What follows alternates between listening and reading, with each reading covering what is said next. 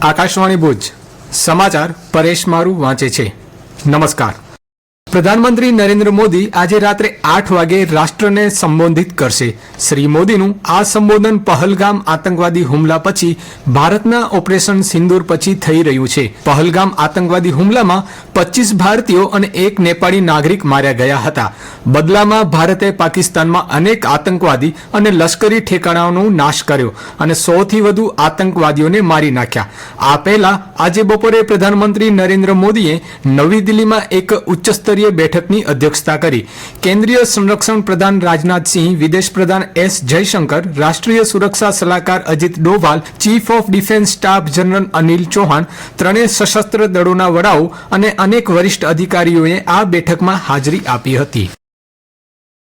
Director general air operations air marshal A K. ભારતીએ કહ્યું છે કે ભારતની લડાઈ આતંકવાદીઓ અને તેમના સમર્થક માળખા સામે છે, પાકિસ્તાની સેના સામે નહીં।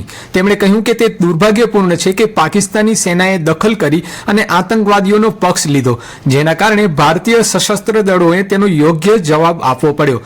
ઓપરેશન સિંદૂર અંગે દિલ્હીમાં એક પ્રેસ કોન્ફરન્સમાં બોલતા એર માર્શલ ભારતીએ કહ્યું કે કેવી રીતે ઓપરેશન સિંદૂર દરમિયાન સેનાએ નાગરિક અને લશ્કરી માળખા ઓછામાં ઓછું નુકસાન પહોંચાડ્યું।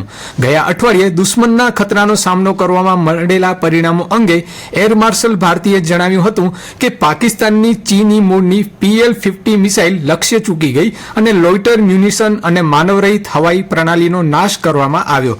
ભારતની હવાઈ સંરક્ષણ પ્રણાલીઓએ દુશ્મનના ડ્રોન, ફાઇટર જેટ અને મિસાઇલોને નિષ્ક્રિય કર્યા। આનાથી દેશને ઓછામાં ઓછું નુકસાન થયું। Director general of military operations lieutenant general Rajiv ઘાઈએ જણાવ્યું હતું કે ભારતીય સશસ્ત્ર દળો આ માટે સંપૂર્ણપણે તૈયાર છે। તેમણે કહ્યું કે પાકિસ્તાન પાસે ભારતના હવાઈ સંરક્ષણ ક્ષેત્રમાં પ્રવેશવાની કોઈ શક્યતા નથી। DGMOએ ઓપરેશનમાં સહકાર આપવા બદલ બોર્ડર સિક્યુરિટી ફોર્સ BSFની પ્રશંસા કરી। તેમણે કહ્યું કે ઓપરેશન સિંદૂર દરમિયાન ત્રણેય દળો વચ્ચે સંપૂર્ણ સંકલન હતું। Director general naval operations vice admiral AN પ્રમોદે જણાવ્યું હતું કે નૌકાદળ એક સર્વાંગી નેટવર્ક ફોર્સ તરીકે કાર્ય કરે છે, જે તમામ ક્ષેત્રોમાંથી ઉદ્ભવતા જોખમોને એક સાથે સામનો કરવા સક્ષમ છે। ભારત અને પાકિસ્તાન વચ્ચે યુદ્ધ વિરામ બાદ નાગરિક વિમાન સંચાલન માટે અસ્થાયી રૂપે બંધ કરાયેલા 32 હવાઈ મથક તાત્કાલિક અસરથી ફરી શરૂ કરવામાં આવ્યા છે। અગાઉ આ હવાઈ મથકો આ મહિનાની 15 તારીખ સુધી નાગરિક વિમાન સંચાલન માટે બંધ હતા। એક નિવેદનમાં ભારતીય હવાઈ મથક સત્તામંડળે મુસાફરોને એરલાઇન્સ સાથે ફ્લાઇટ સ્ટેટસ તપાસવા અને નિયમિત અપડેટ્સ માટે એરલાઇન્સની વેબસાઇટનું નિરીક્ષણ કરવાની ભલામણ કરી છે।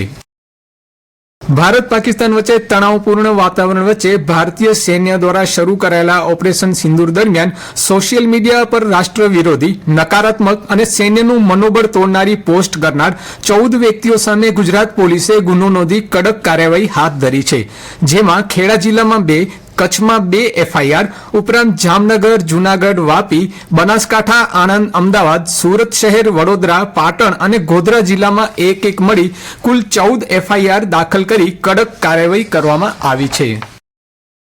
ભારત પાકિસ્તાનની તંગદિલી વચ્ચે કચ્છના સરહદી વિસ્તારના ગામોમાં 400થી વધુ લગ્ન યોજાયા હતા। બ્લેકઆઉટની ચિંતા વચ્ચે મોડી સાંજે નીકળતી જાનો બપોર બાદ સમયસર રવાના થઈ જવા પામી હતી, જેમાં મોટાભાગની વિધિ જાન અને માંડવા પક્ષ દ્વારા વહેલાસર જ પતાવી દેવામાં આવી હતી। સાંપ્રતિક સ્થિતિ વચ્ચે સમાજમાં પહેલાથી જ લગ્ન પ્રસંગમાં કોઈ ઝગમગાટ કે હેવી લાઇટો લગાવવામાં આવી ન હતી અને સંપૂર્ણ સાદગીપૂર્ણ રીતે લગ્ન પ્રસંગો યોજાયા હતા। ગુજરાતમાં વરસાદ બાદ ઉકળાટની સ્થિતિ સર્જાઈ છે, ત્યારે હવામાન વિભાગે રાજ્યમાં હજુ પણ વરસાદ, ભારે પવન અને ગરમીની આગાહી કરી છે। સૌરાષ્ટ્ર અને કચ્છમાં 3 દિવસ માટે વરસાદની અસર વધુ રહેશે। હવામાન વિભાગ દ્વારા એવી પણ આગાહી કરવામાં આવી છે કે આગામી 7 દિવસમાં તાપમાનમાં 3 થી 5 ડિગ્રી વધારો થશે। આજે ગરમી અને બફારાના વાતાવરણ વચ્ચે જિલ્લામાં ક્યાંય પણ વરસાદ પડ્યાના અહેવાલ નથી।